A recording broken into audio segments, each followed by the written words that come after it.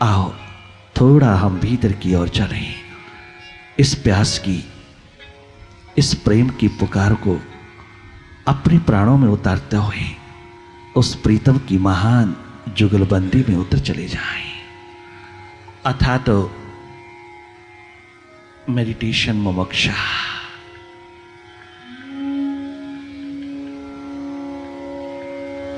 बाहर की दोनों आंखें मूंदते ही भीतर की आंख के समक्ष जो जो भी घटित हो रहा है उसको देखते रहना,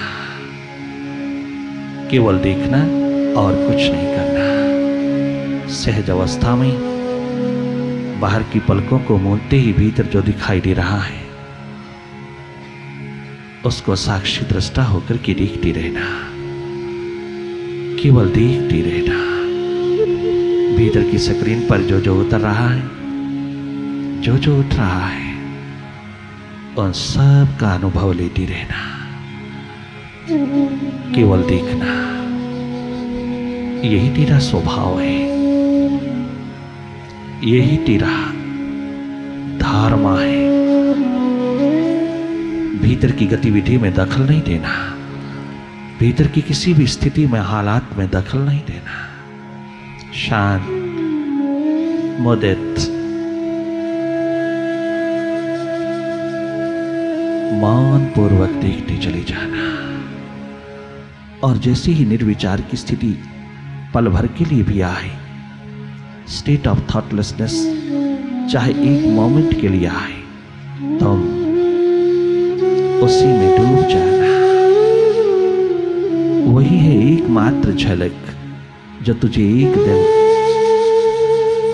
झंकार में उतार देती है, उसके दीदार में उतार देती है, उसके मिलन की घड़ियों को संभावना प्रदान करती है। तुम उस पल की इंतजार करना, प्रतीक्षारत रहना, जागे जागे देखते रहना।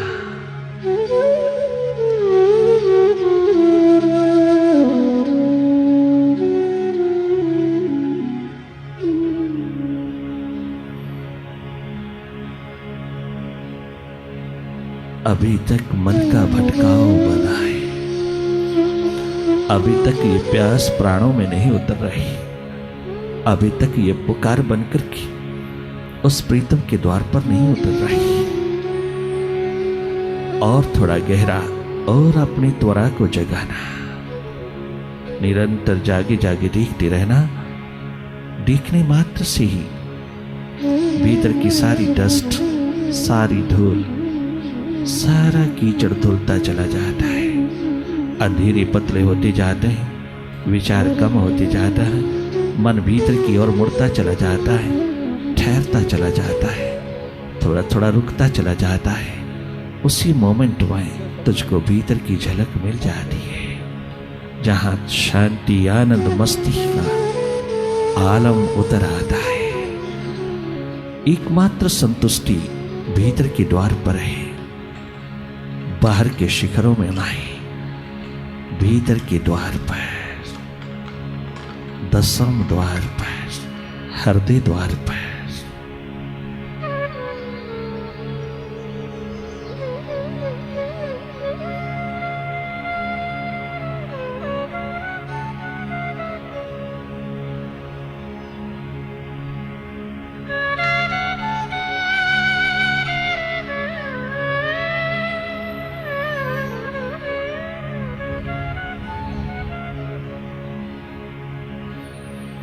जो जो प्रभु के प्रति विरह अगन जलती चली जाती है, ये मन मरता चला जाता है, ये मन डूबता चला जाता है, ये मन बुद्धि हृदय सागर में डुबकी लगाते चले जाता है, ये अपने आप को समर्पित करते चले जाता है। उस निर्विचार निशब्द की स्थिति में तेरे भीतर का कम्युनिकेशन भाव की दशा में बह उठता है। एकमात्र उसी के लिए दर्द, पीड़ा, व्यथा, तड़पन तेरा श्रृंगार बन जाता है। वो चमत्कारों का चमत्कार वो सौंदर्यों का सौंदर्य, वो आकर्षणों का आकर्षण तेरे भीतर इस तरह से समा जाता है कि तुझे बाहर कुछ भी उसके बराबर नहीं लगता।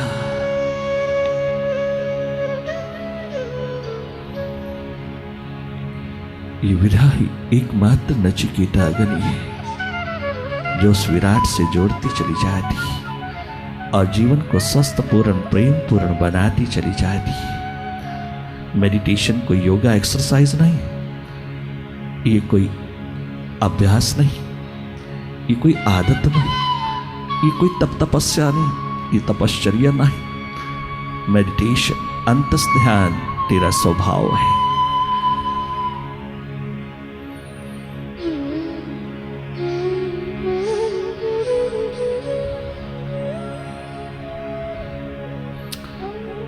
Meditation is the best medicine for all illnesses. It provides you peace of mind, balance of mind, ease and equanimity, harmony, fearlessness, desirelessness. It provides you willpower,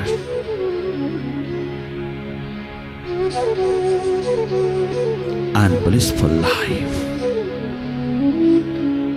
Moreover, it is a thirst and a hunger for God's realization, for self-realization. It's a thirst and a hunger for ultimate goal to be attained by you while living on this earth.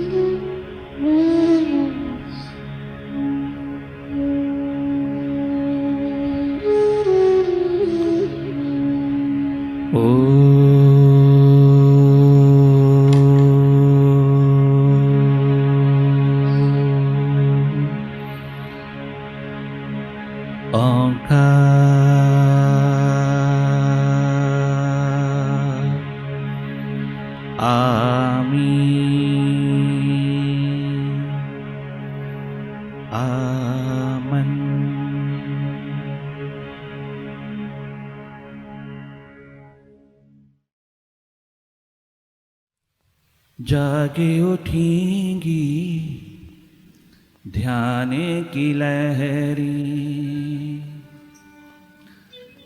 जागे उठेंगी ध्यान की लहरी, जागे उठेंगी ध्यान की लहरी, जागे उठेंगी ध्यान की लहरी। मुर्शिद की अंगनाई में, सदगुरु की अंगनाई में, जाग उठेंगी ध्यान की लहरें, जाग उठेंगी ध्यान की लहरें। सदगुरु की अंगनाई में दिल की चोट उभर आएगी, दिल की प्यास उभर आएगी। मन रख दो रहनुमाई में, मन रख दो रहनुमाई में, जाग उठेगी ध्यान की लहरी, जाग उठेगी ध्यान की लहरी।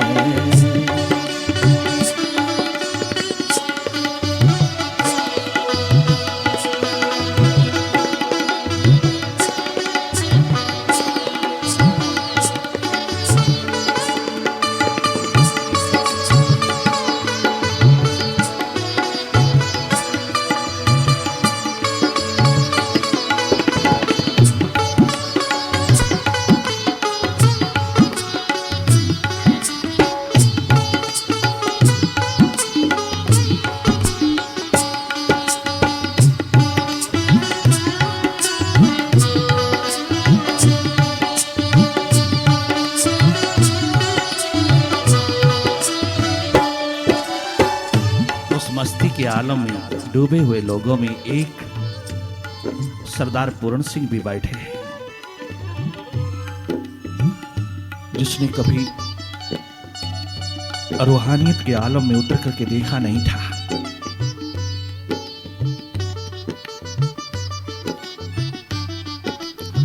आज तक ऐसी मस्ती कभी देखी नहीं थी।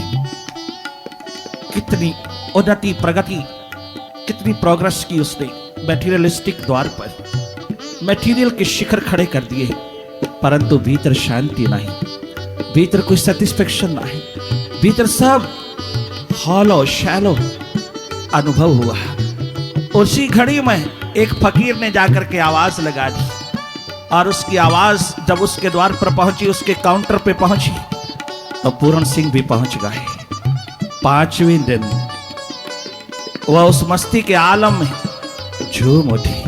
पहली बार एक ऐसा द्वार मिला जहां मन ने अंगड़ाई लिया,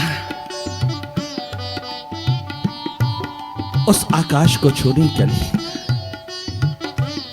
जहां सदा के लिए सुकून मिलता है, सदा के लिए शांति आनंद मस्ती का भंडार खुलता है, सदा के लिए क्रांतिमय कांतिमय जीवन की आभा प्रतिभा खिल उठती है। पहली बार निहाल हो गया उस मस्ती के आलम में डूब करके, दोनों हाथ जोड़ करके अश्रुधारा बहाता हुआ पूरण सिंह स्वामी रामतीर्थ के चरणों को धो डालता है और यही पुकार उठाता है, स्वामी जी मेरे घर आंगन में आए, मेरा घर आंगन भी पवित्र कीजिए, मेरा भीतर का तल तो तूने धो डाला, तूने निर्मल पावन पवित्र कर डाला, मुझे प्यास के जगत में उतार डाला, पदार्थों की दुनिया से उतार करके मुझे प्यास के आलम में डुबो दिया। मैंने उस मैटेरियलिस्टिक वर्ल्ड के साथ अपनी रूहानियत की जिंदगी को जोड़ दिया, तेरे रूहानियत के भरे आलम को उतार दिया। मैंने तुझको अपना लिया, मैंने तुझको अपने जीवन की धारा बना लिया, मैंने तुझे अपने दिलो दिमाग पर, दिलो जहन पर उतार लिया। बस एकमात्र तू ही मेरा मालिक, मेरा मास्टर हो गया। जो आज तक हाथ नहीं लगा था, जो आज तक नसीबों में उतरा नहीं, जो आज तक कभी जाना नहीं था, वो मुझे घर द्वार पर बैठे मिल गया। तेरा विराट स्वरूप, तेरा विराट आलम मस्ती का मेरे घर द्वार को छू गया। ओ गुरु, मेरा तन मन धन सब तेरे चरणों में समर्पित है। आज मैं अपने इस झूठे जीवन को, मन के अहंकार अभिमान अस्मिता को तेरे द्वार पर चढ़ा रहा। मैं उस सब को अपने भीतर के अंगना में सदा के लिए विदा कर रहा, अपने भीतर के अंगना से सदा के लिए तेरे द्वार पर चढ़ा रहा। ये गंदला जीवन तेरे द्वार पर समर्पित कर रहा। एक बार मेरे घर आंगन में चले आइए। स्वामी रामतीर्थ मुस्कुरा करके एक्सेप्टेंस की स्थिति में स्वीकृति प्रदान करते हुए चल पड़े। नाचता हुआ पूरण सिंह अपने महलों की ओर अपने मुर्शिद को ले जा रहा है। कभी रास्ते में पंखा करता है, कभी कार में बैठाता है, कभी पैदल चलाता है, सब नाज़ो न्याज पूरे करता चला जाता है। वह डूबा हुआ एक रिंद प्यासा मुमुक्षु, एक पिपासु अपने आज मुर्शिद को अपने हृदय की धरती पर विराजमान करता हुआ बाहर के अंगना में ले जा रहा है, अपने बंगले में ले जा रहा है। और जैसे ही अपने बंगले के ऊपर वाले स्टोरी में उनको विराजमान करता है तो सैकड़ों लोग भी पीछे पीछे आ रहा है। चारों ओर मित्र संबंधी सब सहयोगी इकट्ठे हो गए और वह दोनों हाथ जोड़कर के चरणों में झुका हुआ पूरण सिंह, उस मस्ती के आलम में डूबा हुआ पूरण सिंह अपनी अश्रुधारा से अपने गुरुदेव के चरण धोता है, बेलनी शबरी की तरह चरणामत लेकर के खड़ा हो जाता है और देखता है चारों ओर लोग, उन सबको इशारा करके कहता है, इशारा करके पूरण सिंह आज अपने हृदय के आंगन में उतर करके क्या गजब गाता है।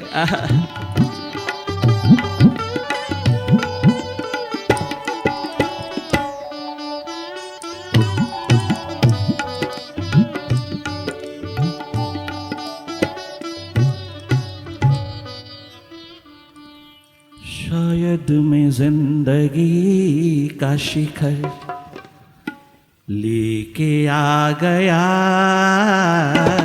शायद मैं जिंदगी का शिखर लेके आ गया, शायद मैं जिंदगी का शिखर लेके आ गया। मुर्शिद को आज अपनी घर लेके आ गया, मुर्शिद को आज अपनी घर लेके आ गया, मुर्शिद को आज अपनी घर लेके आ गया। शायद मैं जिंदगी का शिखर लेके आ गया, शायद मैं जिंदगी का शिखर लेके आ गया,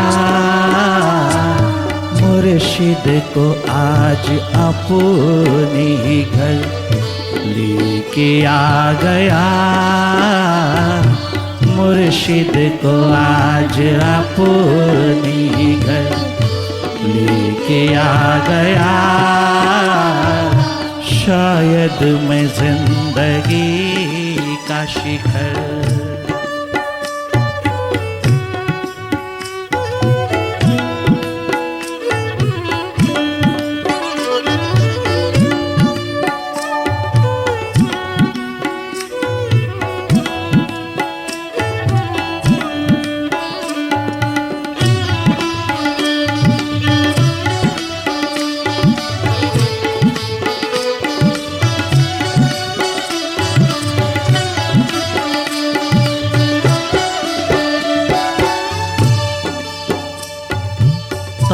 उम्र ढूंढता रहा मंजिल में इश्क की, उम्र ढूंढता रहा मंजिल में इश्क की, उम्र ढूंढता रहा मंजिल में इश्क की, उम्र ढूंढता रहा मंजिल में इश्क की। अंजाम ये कि गर्दे सफर लेके आ गया, अंजाम ये कि गर्दे सफर लेके आ गया।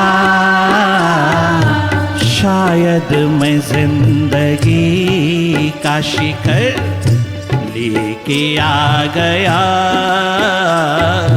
शायद मैं जिंदगी का शिखर लेके आ गया।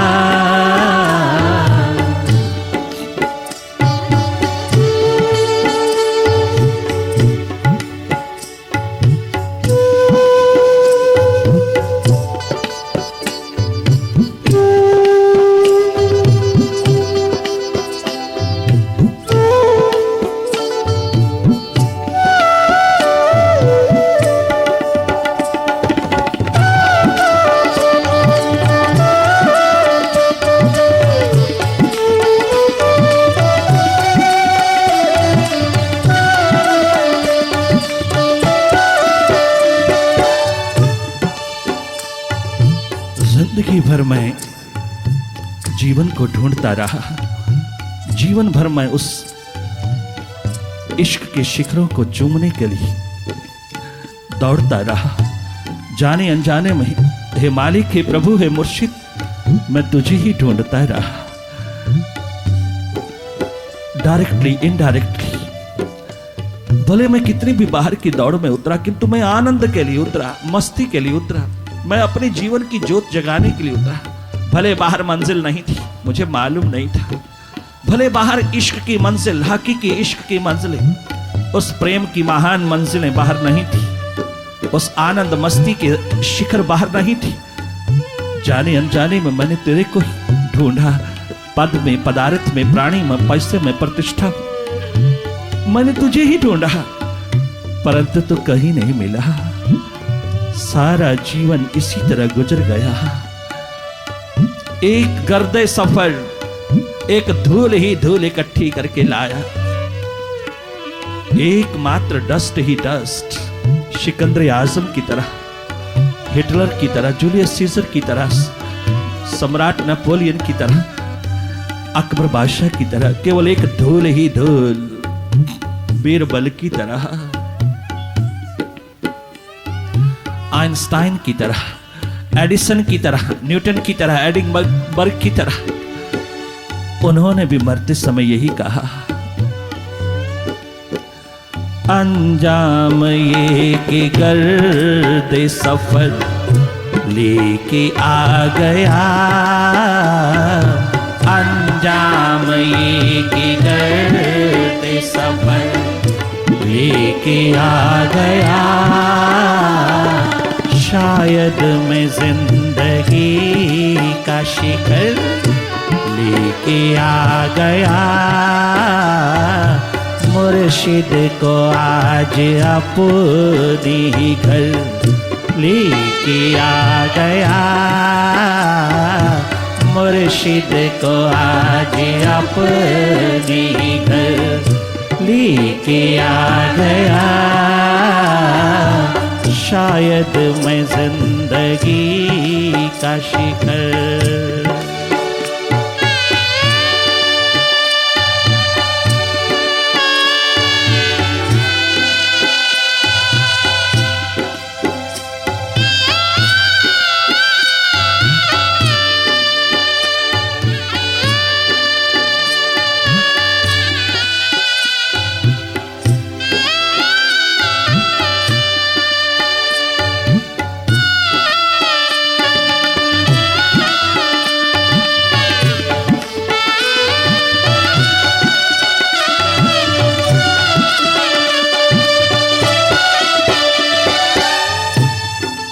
अष्टावक्र के हाथों में अपना हाथ थमाकर के राजा जनक उनको भी अपने महलों में लाते हैं और महलों में विराजमान करते ही वो भी यही एकमात्र शिखर की बात करते हैं। जीवन के शिखर की महान धारा को भीतर की ओर पनपाता हुए धन्यवाद और कृतज्ञता के भाव में डूब करके अपने अष्टावक्र भगवान को, अपने सद्गुरुदेव को अपने महलों में विराजमान करके अपनी राजगद्दी पर उतरता है, अपनी राजगद्दी को संभालने में लग जाते हैं। भीतर का जागा राजा, भीतर का जागा सम्राट, भीतर का जागा नेता क्या गजब का राज करके गया है जनक। इसी तरह नरेंद्र 17-18 वर्ष का बालक बाबा रामकृष्ण परमहंस को, अपने ठाकुर जी को अपना बाजू पकड़ा करके अपने घर आंगन में, एक कमरे का आंगन है, एक कमरे में जहां रहता है,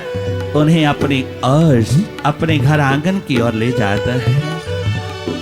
दक्षिणेश्वर के द्वार से उतरे हुए ठाकुर जी कलकत्ता जैसे ही पहुंचे हैं, वह नन्हा बालक, वह 17-18 वर्ष का तरुणावस्था में उतरा हुआ बालक, वो तेजस्वी बालक,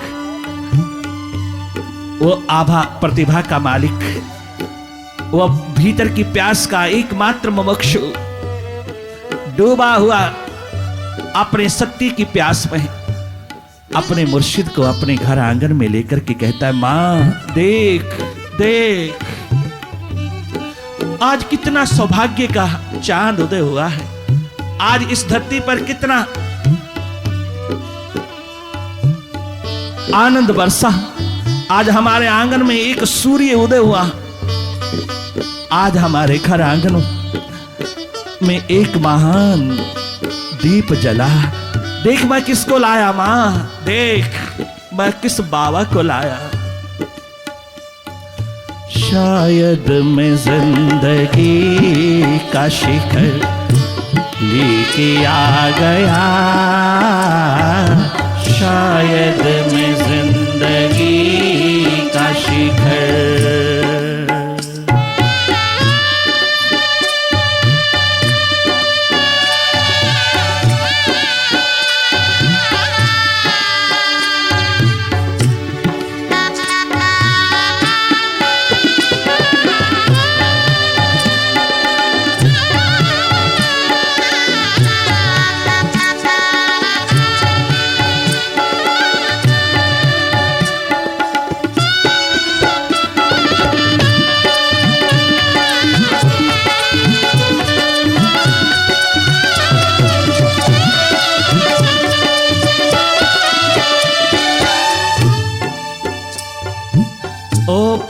प्यारे सनम कदे भी ना आता मैं लौट कर।